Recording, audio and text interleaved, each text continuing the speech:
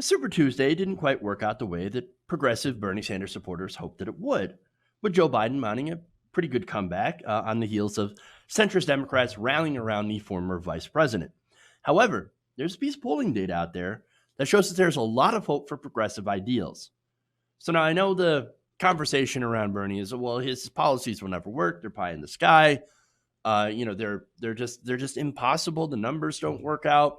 Judge Judy said fiscally impossible, right?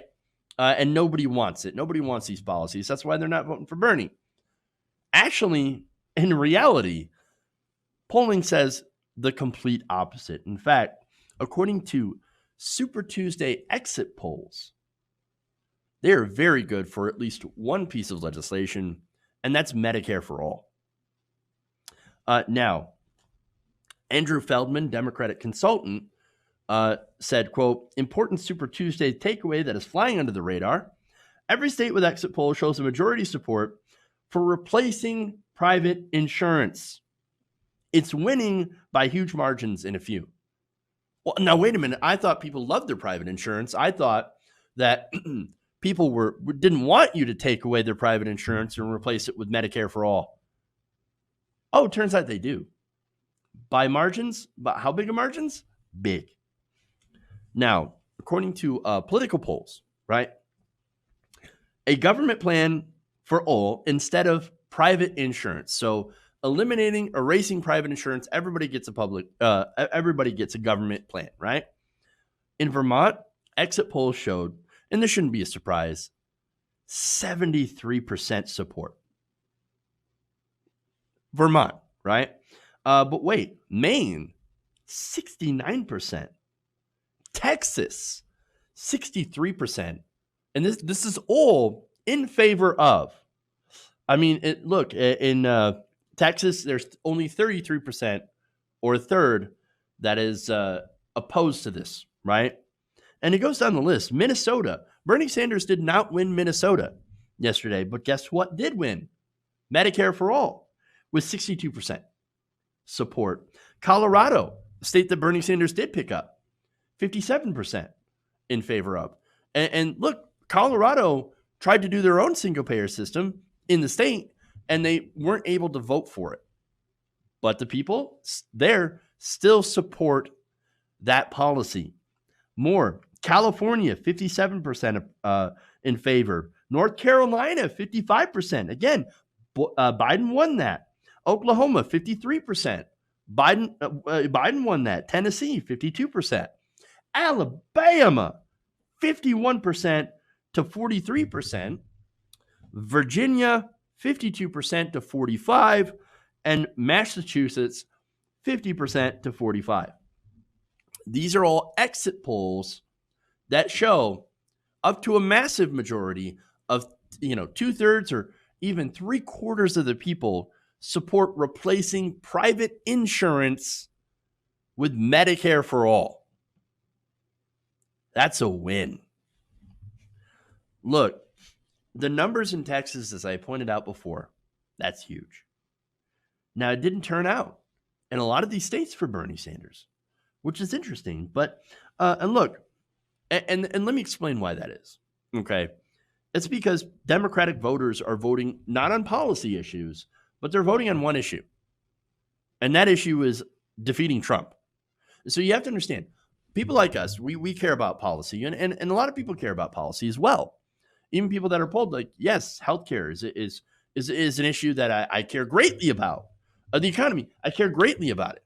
But the number one issue that, forget the pun, trumps every other issue is getting rid of the current president. And so understand that for us, we're saying policy first, policy first, policy first. But we're disconnected with the rest of the voters that think, yeah, we love policy, but we're not going to do anything if we have Donald Trump in office. Right, but the counter to that argument is, yeah, but we have Joe Biden in office, we're also not going to be any closer to Medicare for all. In fact, we might be further from it. And so further from it from Trump, that's not what I'm saying, but further from it from a policy standpoint than Bernie Sanders, definitely. And so I guess understand that there's a disconnect.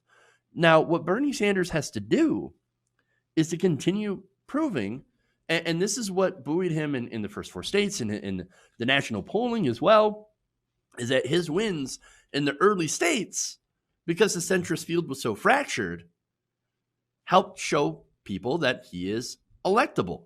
Oh, this guy can beat Donald Trump. So now he's got to keep proving that. And look, here's the thing, that they put so much more pressure on someone like Bernie Sanders to prove that he's electable than they do someone like Joe Biden, whose brain is melting out of his skull as we speak, right? They don't talk about Joe Biden's electability, right? But they only seem to talk about Bernie Sanders' electability, which means he has to, campaign and prove this, twice, 3 times as hard to prove that, yes, I can get elected. I can beat Donald Trump. And the polls back it up. And so he's got to be very strong and forceful on this, right? Now, the other thing, of course, that gets brought up all the time, and it's always, of course, geared against Bernie Sanders is, well, but can he unify the party? Because if we don't unify the party, well, then we're not going to be able to face Donald Trump and win. Well, here's the thing. The pundit class doesn't understand that Bernie Sanders absolutely can unify the party. And not only that, bring new people into it. Again, a lot of independents support Senator Sanders and are willing to join the party to vote for it. That's something that they miss every time they say, oh, but unite the party, got to unite the party. Look, and by the way, when they say unite the party, they don't mean unite the voters.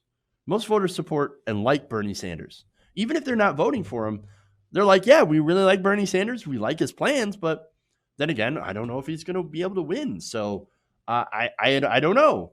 I guess I'll vote for the person that I know, and that person is Joe Biden, right? And so that's the problem that we're facing, right? But here's the thing. In poll after poll, it shows that he would mop the floor with Donald Trump. But Bernie Sanders hasn't had a chance in the debates to prove that yet. And I think that's going to happen soon. Joe Biden is an incoherent mess, and people are going to see that on the debate stage. And they might make the decision after seeing that of, oh, I guess there is somebody here that can beat Trump, and it's not the person that's spewing word salad. So, and of course, there's, other things that he could do, maybe change up his rhetoric just a little bit. A little less focus on a revolution, right? Because that scares old people. Yeah, I know, the same people that can't even program their VCR. Well, those don't exist anymore, but you know what I'm talking about, or check emails, are the ones saying, oh my God, Bernie Sanders is so scary. You think these people have access to online news to show that he's not scary? No, all they have is cable news. All they have is MSNBC. And so you've got to find a way to reach those people and show that, it is the media that is not being honest with you. Here's what's really going on.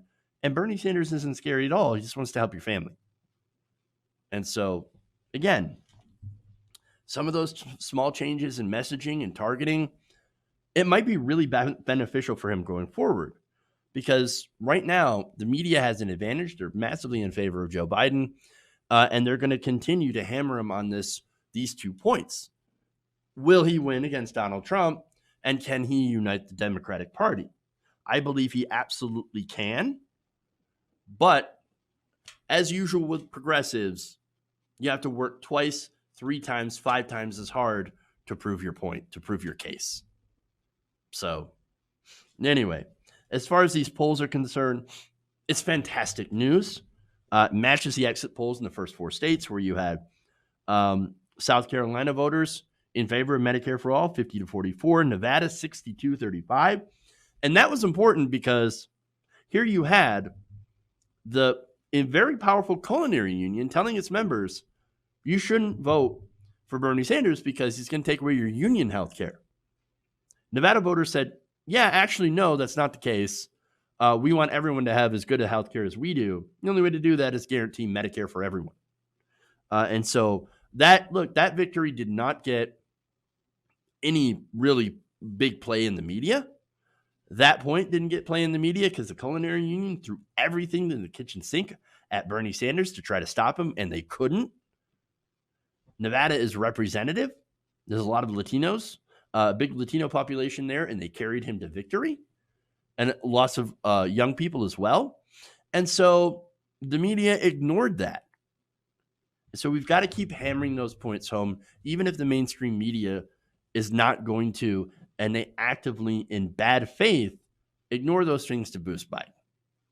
So again, good polling, as long as that information gets out there, and I'm going to do my best to make sure to share it everywhere that I can, and to share, and you guys can help by sharing as much as you can as well, to get that information out to people who don't have access to it, who only have access to mainstream cable television. Hey guys, hopefully you enjoyed that free video. Now I'm going to have to ask you a favor. Between the demonetization and the YouTube algorithm messing around with view counts, etc., we're having a hard time adjusting to the new YouTube reality, which is where you guys come in. See, we have a Patreon, patreon.com/TYTNation, set up to help us rely on you guys, the viewers, instead of big corporate ads. Look, you know the show. You know I'm not in favor of big corporations anyway. So help us transition away from relying on the ad model to pay the bills and sign up to be a patron, patreon.com/TYTNation. That goes a long way to help us keep the lights on. And you guys will know that you're supporting independent, progressive media.